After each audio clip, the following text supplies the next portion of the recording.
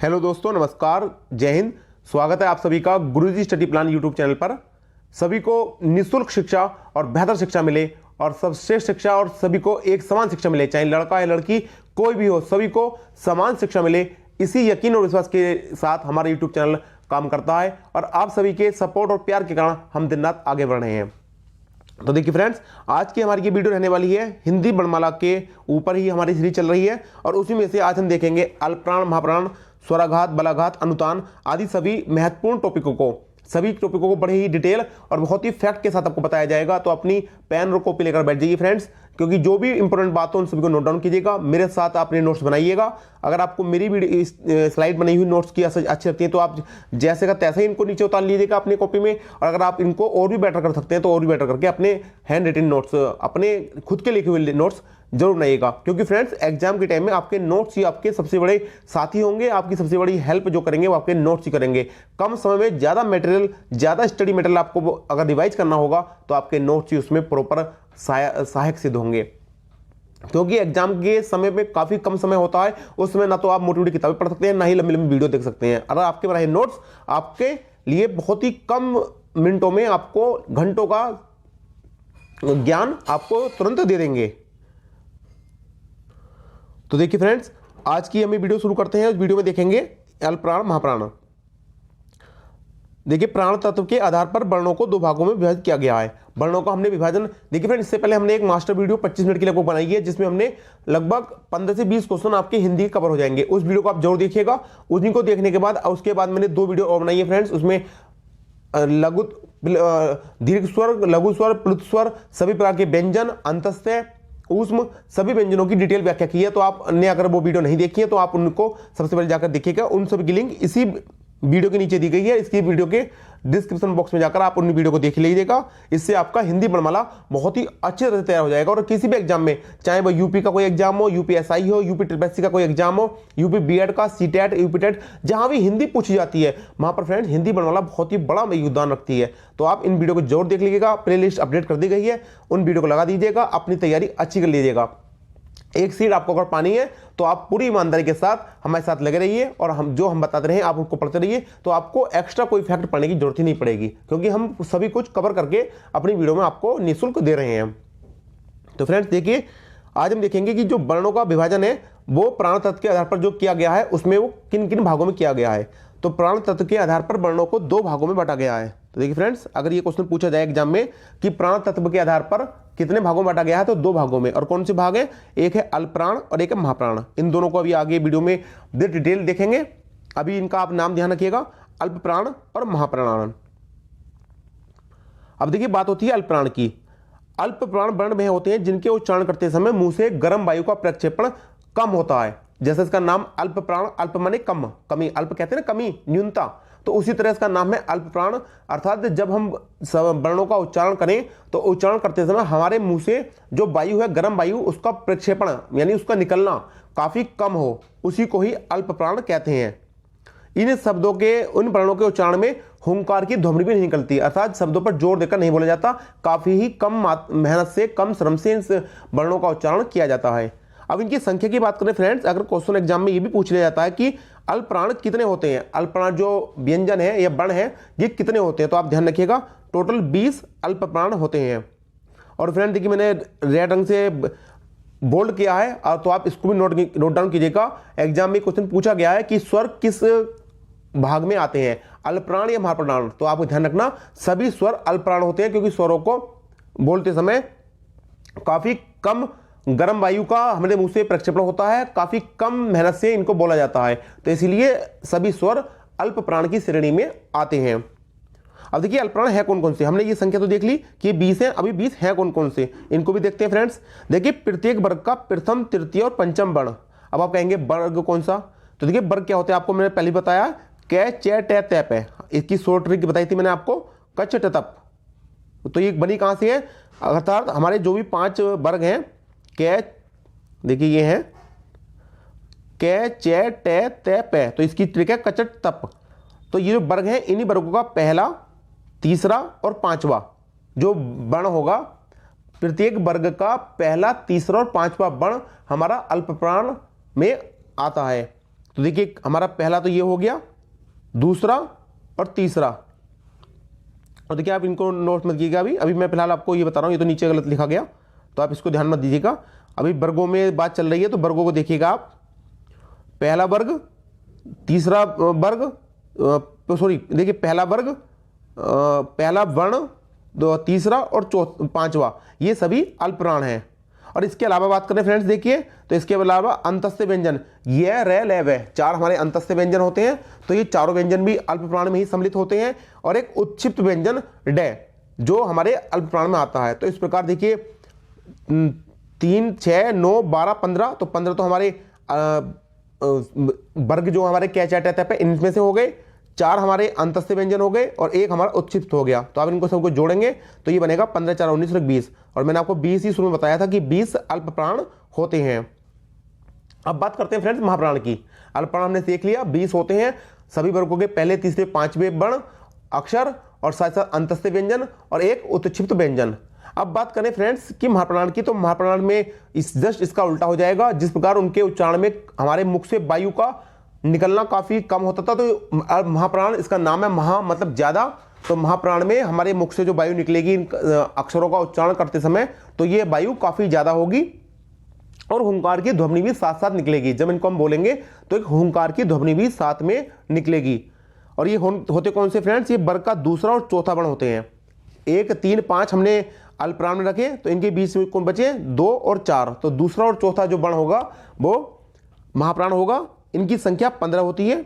अभी हम आगे आपको गिनाएंगे, काउंट करेंगे कि ये 15 कैसे होते हैं।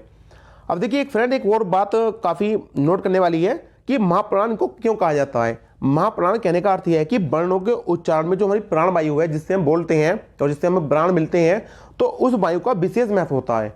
सारा खेल जो इनको 2 भागों में बांटा गया, वो खेल सारा इसी प्राणवायु का है, जिसमें शब्दों में प्राणवायु का निकलना, उनका दबाव देना काफी कम होगा, वो अल्पप्राण होंगे। और जिस पर काफी दबाव देकर बोला जाएगा और काफी ज्यादा मात्रा में हमारे मुख से वायु का निकलना होगा और हुंकार की ध्वनि के साथ निकलना होगा, वही महाप्राण है। तो इसीलिए इन्हीं को महाप्राण कहा गया है। अब देखिए महाप्राण की आप देख सकते हैं इस अक्षर वर्गमाला में कि मैंने बताया दूसरे और चौथे ये महाप्राण है। इसके अलावा इसमें ऊष्म व्यंजन 4 हमारे ऊष्म व्यंजन है, श, से और है।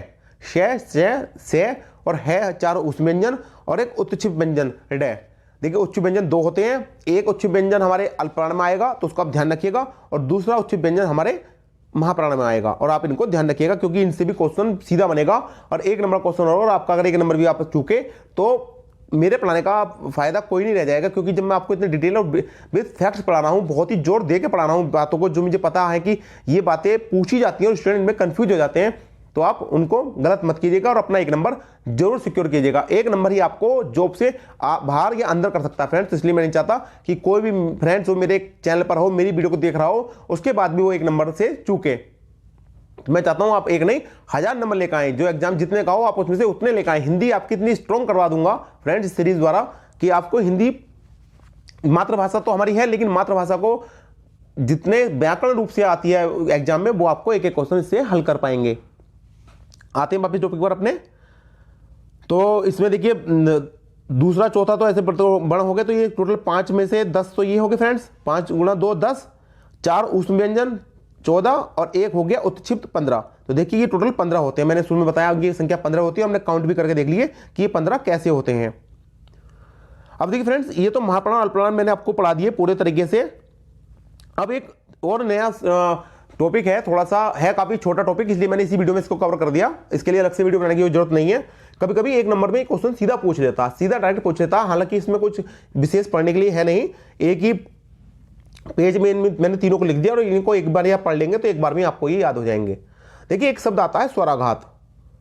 अगर वो पूछ ले कि स्वराघात किनको कहा जाता है, तो विकल्प में आपको 4 विकल्प दिए होंगे, तो आपको सही करना होगा कि जिन शब्दों का उच्चारण करते समय किसी शब्द पर अधिक बल दिया जाता है। जब हम किसी शब्द का उच्चारण कर रहे हैं और किसी शब्द को विशेष जोर देके, विशेष बल देके कि किसी शब्द को हमें नोटिफाई करना हो, तो उस शब्द को हम विशेष जोर दें, विशेष उस शब्द पर अपना कह सकते हैं कि महाप्राण की तरह उसको यूज करें, तो वही शब्द हमारा जो हम प्रयोग कर रहे हैं उस शब्द पर, वही हमारा स्वराघात है। असल में हम स्वर के द्वारा उस पर आघात कर रहे हैं, उस शब्द को काफी जोर देके बोल रहे हैं। जिस तरह से देखिए मैं जोर देके बोल रहा हूं तो यही स्वराघात है। तो आप ध्यान रखिएगा, किसी शब्द का उच्चारण करते समय अगर उस पर जोर दिया जाए तो इसी को ही स्वराघात कहा जाता है। एक और टॉपिक है फ्रेंड, बलाघात। बलाघात का प्रभाव क्या होता है कि वर्णों के बदले शब्दों पर पड़ता है। जब बलाघात का प्रयोग किया जाता है तो जो वर्ण का अपना वास्तविक अर्थ होता है उस अर्थ से उस वर्ण का अर्थ बदल जाता है और शब्द का भी अर्थ चेंज हो जाता है। इसी को ही बलाघात कहा जाता है। अर्थ के निवारण में परिवर्तन में इसे सहायक होता है। जब हमें किसी शब्द का अर्थ परिवर्तन करना होता है तो बलाघात का प्रयोग किया जाता है। और तीसरा फ्रेंड लास्ट टॉपिक है इसी का, अनुतान। उच्चारण के आरोह और अवरोह, उतार चढ़ाव को अनुतान कहते हैं। जब हम कोई बात बोल देंगे या किसी से कोई सम्मान करेंगे और जब बोलते समय हम कम्युनिकेट करते समय बातचीत में उतार चढ़ाव करेंगे। देखिए जैसे मैं आपसे बोल रहा हूं, देखिए मैं आपसे उतार चढ़ाव के साथ बोलता हूं कि मैं आपसे कह रहा था कि आपने आने के बाद भी नहीं मिले। तो ये जो मैंने आपसे कहा, कुछ भी कहा मैंने आपसे, तो ये एक उतार चढ़ाव में कहा नहीं कहा, तो इसी कहते हैं अनुतान। जब हम किसी बात को बोलते हुए कभी शब्दों को तेज लेके बात अपनी आवाज बढ़ा के तेज बोलेंगे, कभी धीमे बोलेंगे, तो यही उतार चढ़ाव है। इसी को ही अनुतान कहते हैं। तो ये 3 टॉपिक आप ध्यान रखिएगा, स्वराघात, बलाघात, अनुतान।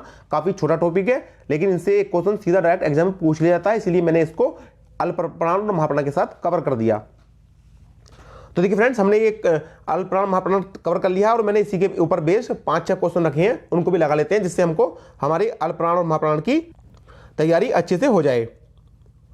देखिए पहला क्वेश्चन है, निम्न में से अल्पप्राण वर्ण कौन से हैं? तो हमने अभी आपको पीछे बताया कि अल्पप्राण कौन से होते हैं, पहला, तीसरा और 5वां वर्ण अल्पप्राण होते हैं।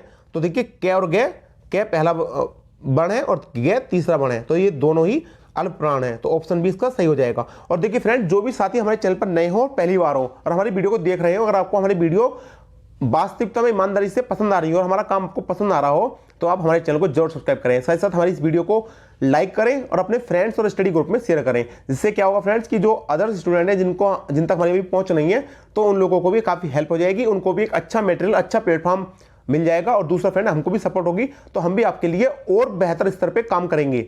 इन फ्यूचर काफ़ी बड़े प्लान है, वो आपको कभी डिस्क्लोज किए जाएंगे, लेकिन हम चाहते हैं कि एक शिक्षा का स्तर ही बदल दें, शिक्षा का रूप बदल दें, काफ़ी फ्री ऑफ कॉस्ट और बेहतर और सबसे शिक्षा सभी को निःशुल्क रूप से और सभी को एक समान रूप से, लड़का लड़की गृहिणी बहन, कोई भाई बहन कोई भी हो, सबको शिक्षा मिले। यही हम उद्देश्य के साथ यूट्यूब प्लेटफॉर्म पर आए हुए हैं और आप हमको सपोर्ट कीजिएगा। और अगर आपको वीडियो अच्छी लगती है तो उसको लाइक कीजिएगा। तो फ्रेंड्स, आते हैं वापस टॉपिक पर अपने। जिन व्यंजन वर्णों के उच्चारण में मुख से कम श्वास निकलती है उन्हें क्या कहते हैं?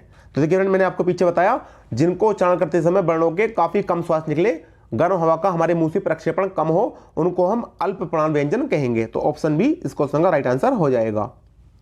जिन व्यंजन या वर्णों के उच्चारण में मुख से अधिक श्वास निकलती है तो उन्हें क्या कहते हैं? अधिक श्वास मतलब अधिक महाप्राण ये व्यंजन हो जाएंगे। तो ऑप्शन ए इस क्वेश्चन का राइट आंसर हो जाएगा।